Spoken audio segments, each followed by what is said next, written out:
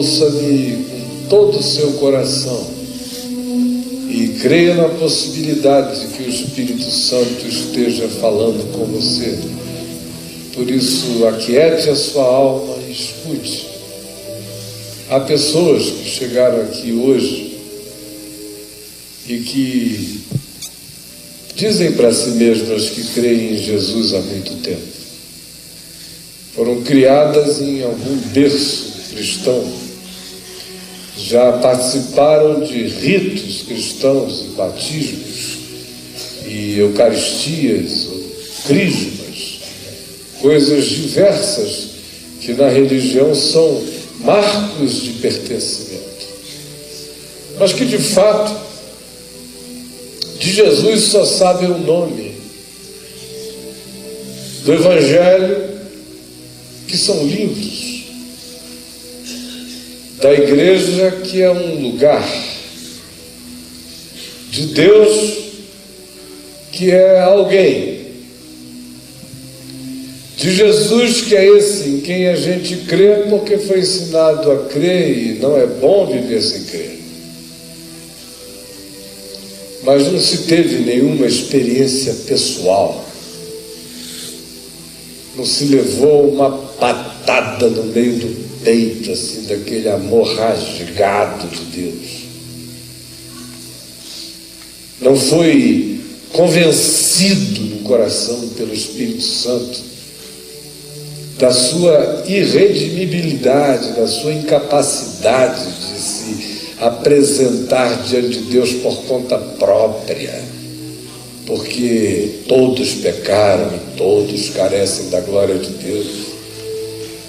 Ainda não sabe disso no coração, ainda tem o engano de que por meios próprios, justiças próprias, contribuições financeiras, frequências religiosas, boas obras, eles possam construir seu próprio caminho na direção de Deus, o que é equívoco absoluto, segundo o Evangelho, segundo Jesus.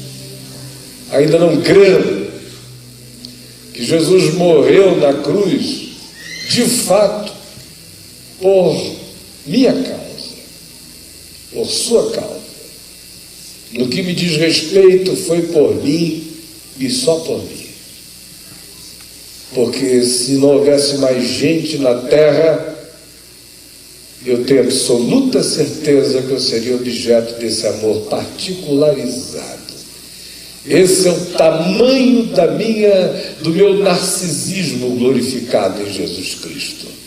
A certeza do amor dele por mim, radical, é absoluta. Esta semana eu estava andando no quintal, olhando as plantas, me deu vontade de saltar de alegria naquele entusiasmo eterno de saber que Deus, o Criador dos fins da terra, é apaixonado por mim. Esse amor visceral, que ninguém me arranca da mão dele, nem no céu, nem no inferno, não existe poder nem potestade. Eu sou dele porque ele me ama. É aí que está a minha segurança. Mas tem gente que não pôde, não entendeu, não discerniu que a relação com Jesus tem que alcançar o nível desse embrenhamento em fé, dessa confiança, dessa entrega absoluta, de que Ele é o Deus da minha vida. E mais do que isso,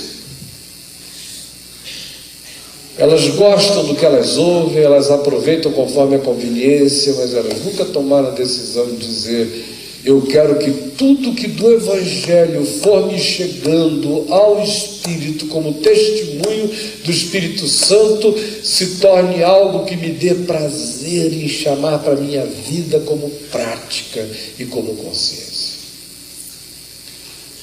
E ainda por isso não tiveram a possibilidade de saberem de todo o coração que aquilo que Isaías diz é a garantia absoluta da nossa vida. Certamente Ele tomou sobre si todas as nossas iniquidades e as nossas dores levou sobre si, e nós o reputávamos por aflito, ferido de Deus e oprimido, mas ele foi traspassado pelas nossas iniquidades e foi moído pelas nossas transgressões. O castigo que nos traz a paz hoje estava sobre ele, e pelas suas pisaduras nós fomos, somos e podemos ser sarados em nome de Jesus. Quem hoje está ouvindo essas minhas palavras singelas, está ouvindo um eco mais profundo, uma voz mais forte que a minha, uma chama queimando o seu peito, um testemunho que transcende a persuasão de qualquer palavra humana, e que ouve isto sabendo que é voz de Deus e dizendo: é voz de Deus para mim hoje, porque hoje é meu dia. Fique em pé no seu lugar.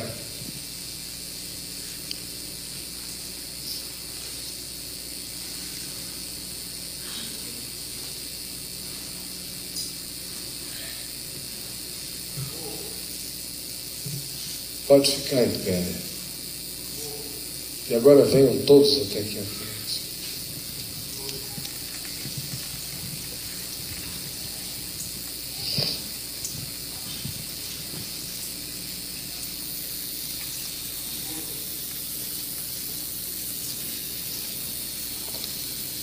Enquanto a gente canta louvores ao Senhor,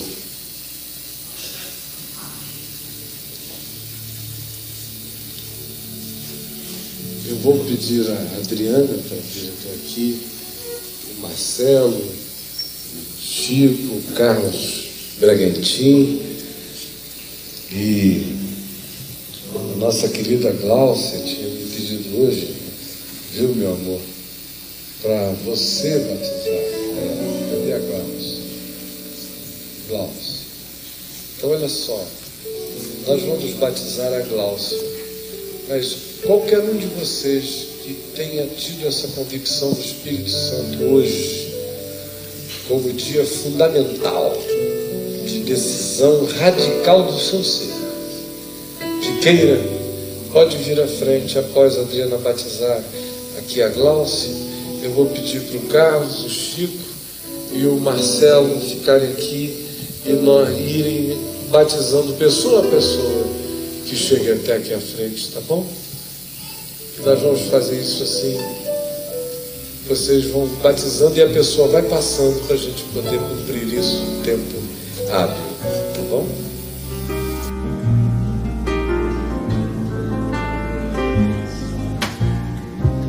A força da minha vida é o Senhor, de quem me recearei.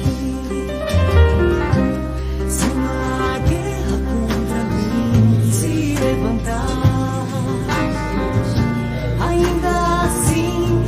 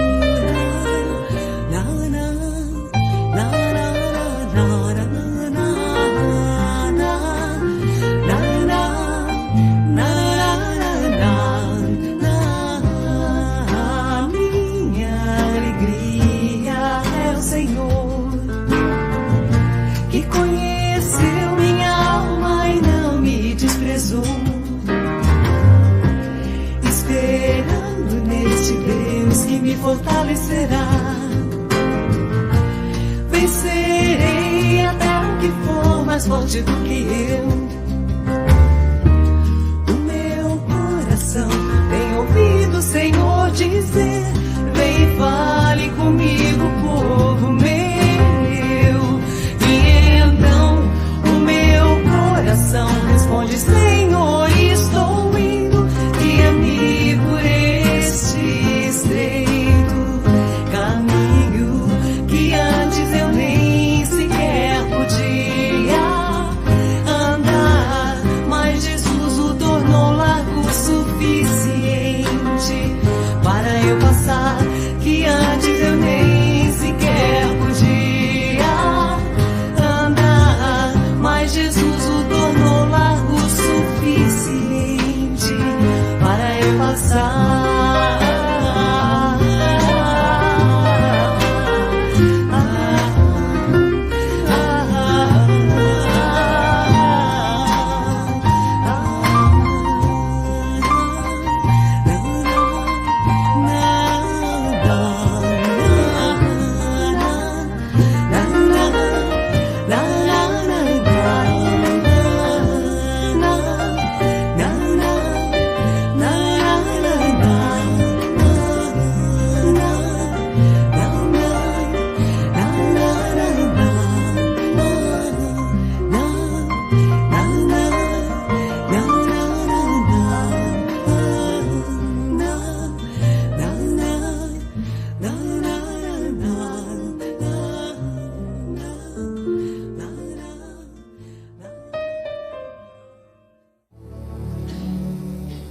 Assim disse o Senhor Jesus, depois de haver multiplicado pães e dado de comer a grandes multidões, e deles terem vindo no dia seguinte, interessados em comer apenas mais pão.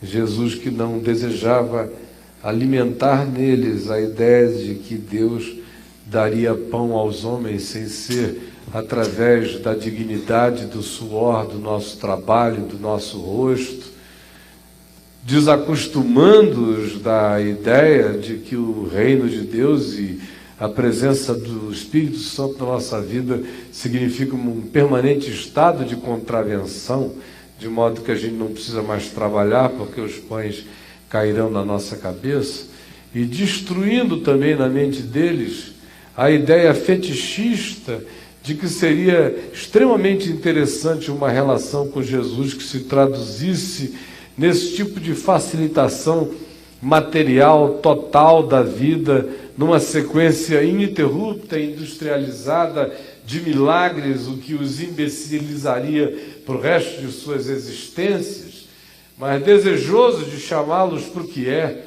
para o que tem sentido, para o que dura, para o que permanece, para o pão que não perece, ao contrário, nos remete para a vida eterna, que é Ele mesmo, Jesus, que é a palavra dele, Jesus, que é o ensino de Jesus, que é a obediência ao que Jesus pavimentou como caminho e chão para nós, que é, sobretudo, esse andar em amor constrangido diante de Deus, pela convicção que nos vem de que Ele nos amou primeiro, sendo nós ainda pecadores, o que produz em nós um constrangimento de graça, que é o único poder mediante o qual se pode de fato viver para Deus e agradá-lo, porque todas as outras iniciativas, sejam aquelas amparadas no temor da lei, na fobia da lei, ou no legalismo, ou nas presunções morais,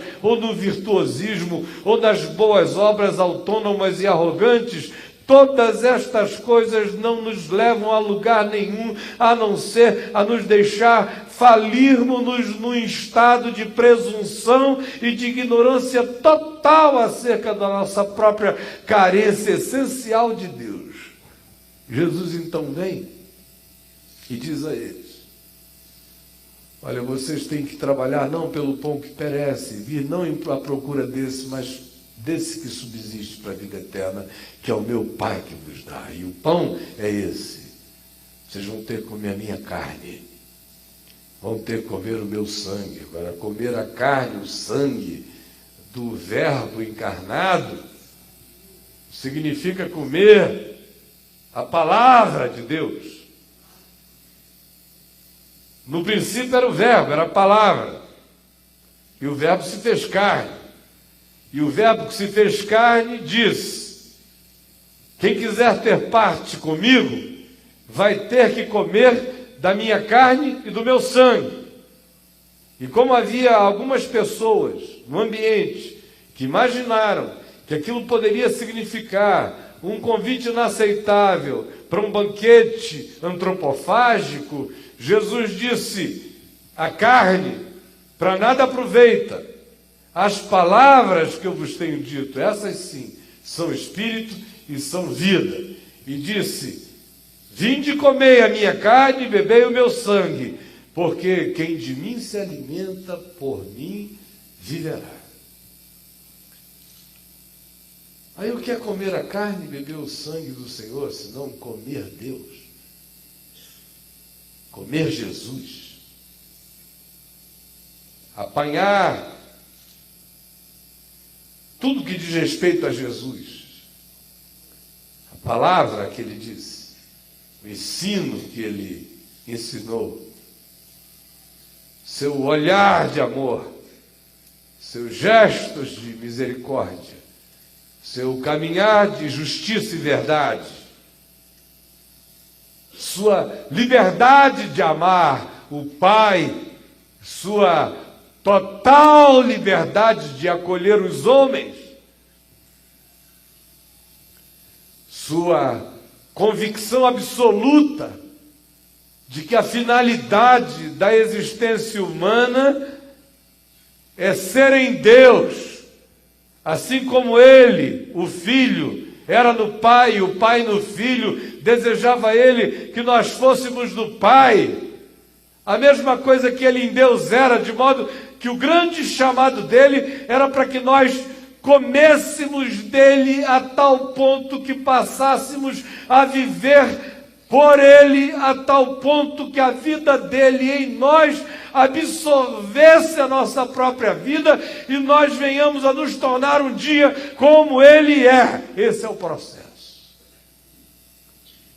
Que começa na simplicidade de dizer: eu quero comer o Espírito da verdade, eu quero comer a palavra da vida, eu quero comer tudo que concerne a Jesus.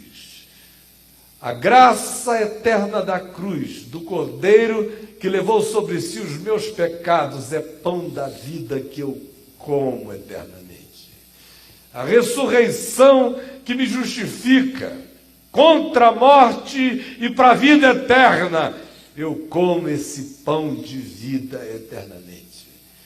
A palavra que me ensina a amar os inimigos, a palavra que me ensina que sim é sim e não é não, e o que disso passar vem do maligno.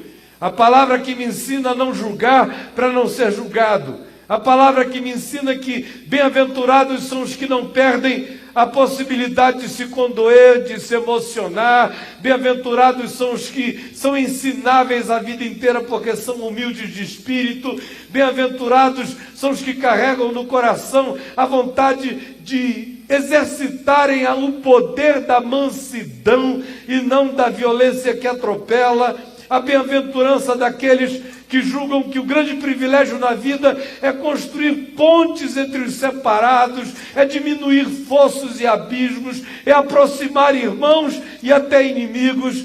Que bem-aventurados são aqueles que andam em justiça, e bem-aventurados são também aqueles que mantêm o coração e guardam-no limpo de maldade, de injustiça, de maquinação, porque esses, tanto mais quanto tenham o coração purificado da malícia, tanto mais terão os olhos limpos para ver dia a dia a face de Deus. E se forem perseguidos por causa da injustiça travestida de justiça, ou se forem perseguidos por causa de darem razão ao Evangelho e de terem comido o pão da vida e de se alimentarem da palavra da vida e de não quererem outra vida que não seja a vida de Jesus, Bem-aventurados são, porque assim perseguiram também aos profetas que viveram antes deles. Esse é o convite para comer desse pão. É desse pão que dá vida.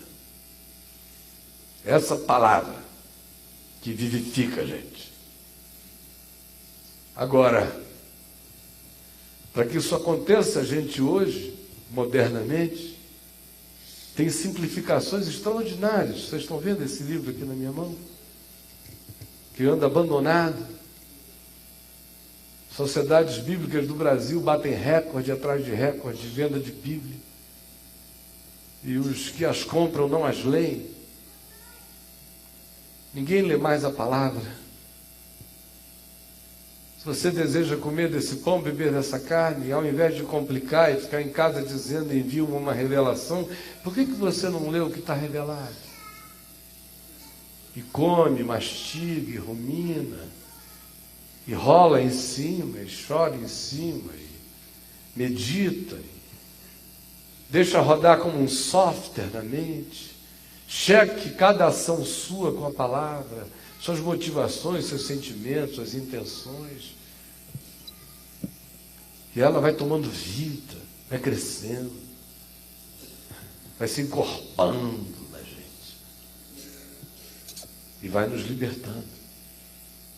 O convite é para a mesa do Senhor. Eu sou o pão da vida, disse Jesus. O verdadeiro pão quem vos deu não foi Moisés, aquele pão que dele comia perecia. O verdadeiro pão da vida é quem vos dá o meu Pai. Aquele que vem a mim jamais terá fome, o que crê em mim jamais terá sede. O convite é para comer da carne e beber do sangue. É para essa comunhão visceral, é para misturar todos os genes. É para um enxertamento radical na natureza de Deus. Isso acontece quando a gente come a palavra da vida. Porque é ela que tem o poder da semente regeneradora, que regenera, que gera de novo, produz uma geração de ser novo em nós, num processo contínuo. É pela palavra da vida que isso acontece. Está acontecendo agora. E o processo pode ser acelerado se você não se tornar apenas um ouvinte, mas se tornar alguém que ouve, lê e pratica. E a palavra vai virando chão, segurança, estabilidade, paz, confiança, certeza,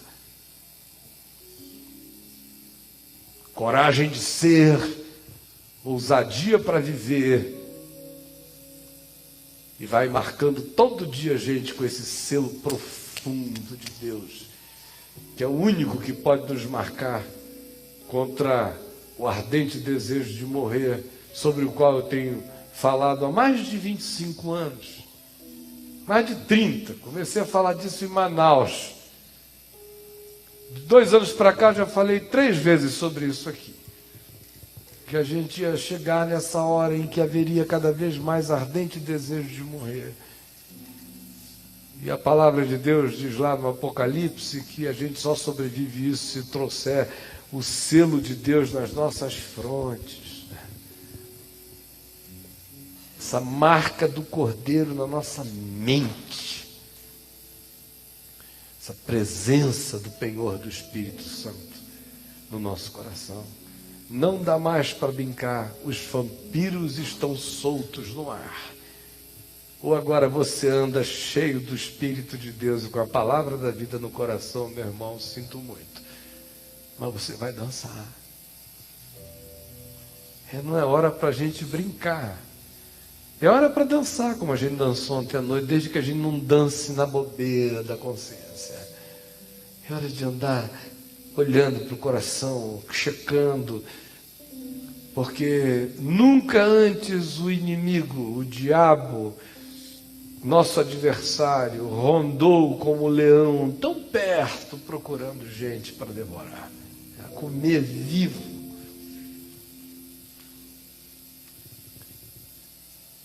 Coma o pão, beba o vinho, coma a palavra da vida, deixe entrar no seu coração.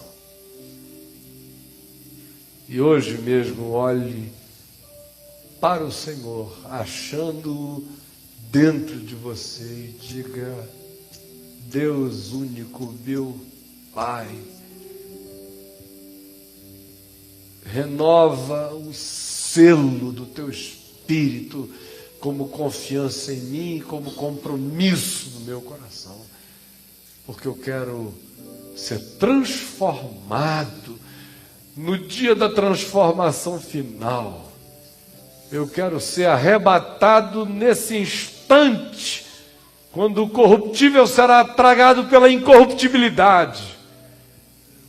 Mas até que esse dia chegue, eu quero que todo dia haja um milagre de ressurreição e de crescência da glória de Deus em mim, até a chegada desse dia, quando eu me tornarei semelhante a Ele, porque eu haverei de vê-lo como Ele é, e eu terei me tornado absolutamente absorvido pela natureza divina, de tal modo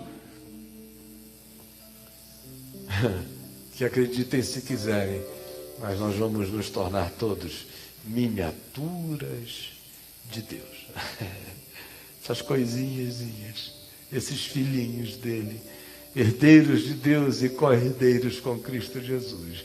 Mas até lá a gente não precisa viver como escravo do diabo, apanhando, angustiado, oprimido, deprimido, esbagaçado, infelicitado, escolhendo sempre o caminho da morte, chegando todo ralado. A vida pode ser uma boa nova. Eu vim para que tenham vida e a tenham abundância. Não foi para que vocês sobrevivem se der. Eu vim para que, se houver alguma possibilidade, quem sabe alguns de vocês, todos lanhados, consigam chegar se agarrando à vida eterna.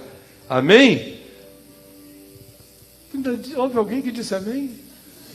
Pelo amor de Deus. Você estava me ouvindo? Parecendo aquele rapaz lá em Manaus. Quando eu era pastor lá, que um dia eu fui pregar na epístola de Judas, e disse assim: meus irmãos, abramos todos em Judas. Ele estava assim no primeiro banco, ele falou: Judas, pastor? Ele pensou que era um Iscariotes, que eu era um blasfemador, que ia inventar uma epístola herética. Não foi assim. Jesus disse: eu vim para que tenham vida e a tenham em abundância. Vamos invocar juntos o nome do Senhor, todos nós. Pai nosso que estás nos céus, santificado seja o teu nome. Venha o teu reino, seja feita a tua vontade, assim na terra como nos céus. Pão nosso de cada dia nos dai hoje. Perdoa as nossas dívidas, assim como nós perdoamos os nossos devedores. Não nos deixes cair em tentação, mas livra-nos do mal, pois teu reino, o poder e a glória para sempre. Amém e amém. Eu sou o pão vivo que desceu do céu, disse Jesus. Aquele que dele comer jamais terá fome, e quem crer em mim jamais terá sede. Quem de mim se alimenta, por mim viverá. As palavras que eu vos tenho dito são espírito e são vida. Comei e bebei todos, em nome de Jesus.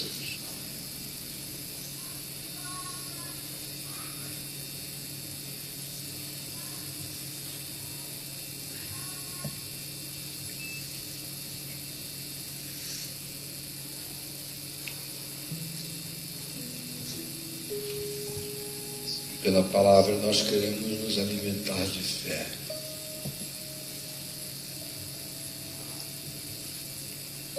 Queremos comer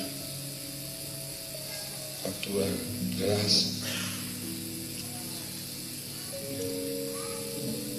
a tua misericórdia, a tua justiça, a tua verdade, o teu amor. Queremos nos alimentar da tua bondade.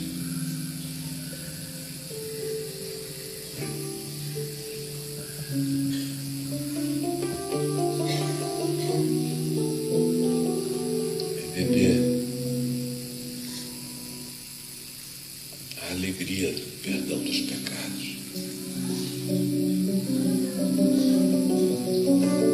E beber o casamento que não tem divórcio de Deus com os homens.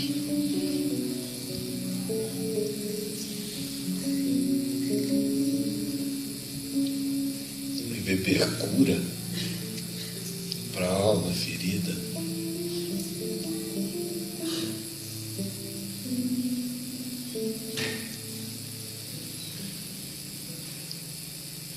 E beber esperança contra todo o espírito da morte.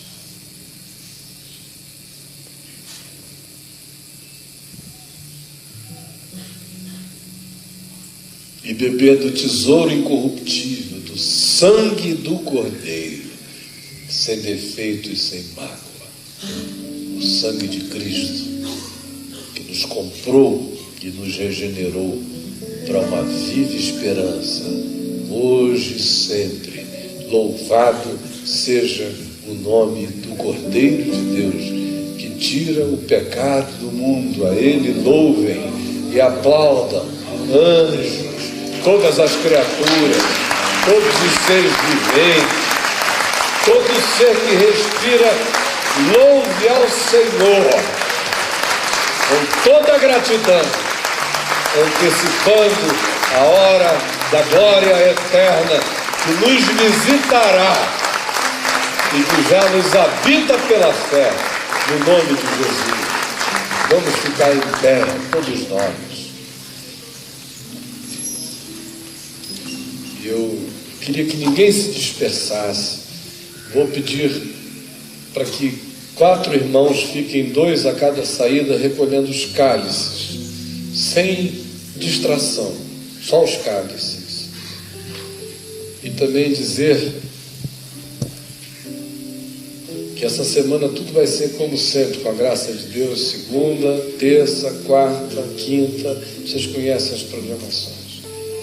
E vão ao site que vocês se atualizam em tudo. Mas quero dizer uma palavra a todos os que são do caminho aqui em Brasília.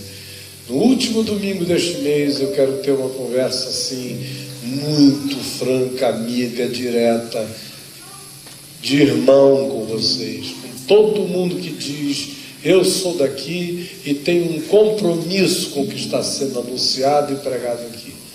Todos estão convidados para o último domingo deste mês, para esse momento muito especial, em nome de Jesus. Vamos dar as nossas mãos e nós vamos encerrar solenemente, toda alegria, todos juntos.